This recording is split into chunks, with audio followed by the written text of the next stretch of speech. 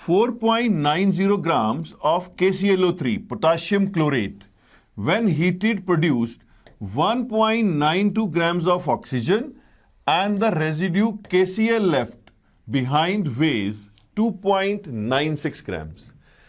इसका मतलब ये निकला, अगर आप KClO3 को हीट करते हो, एक तो आपके पास KCl बनता है, एक ऑक्सीजन बनती है.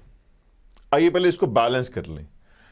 अब यहां पे 3 ऑक्सीजन है, तो ये बैलेंस ऐसे होगा अगर हम इधर 3 लगा दें और इधर 2 लगा दें, फिर यहां पे भी 2 आ जाएगा. Now 2 potassium, 2 chlorine, 6 oxygens.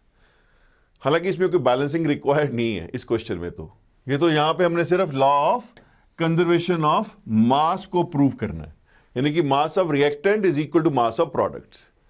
अब एग्जामिनर के मुताबिक इसका मास दिया हुआ है 4.90 ग्राम और रेजिड्यू का मास दिया हुआ है 2.96 ग्राम्स और ऑक्सीजन का मास दिया हुआ है 1.92 ग्राम. अब law of conservation of mass है क्या? यह लॉ आपको बोलता है कि mass of reactants is equal to mass of products.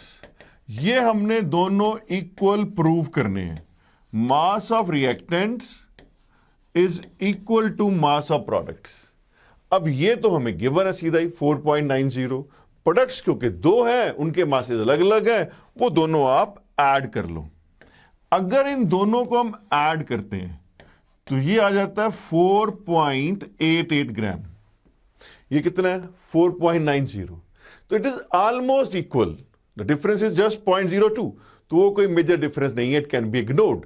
Exam में अगर ऐसा भी डाटा मिलता है तो आप कह सकते हो कि ये इस लॉ को कॉरेस्पॉन्ड करता है.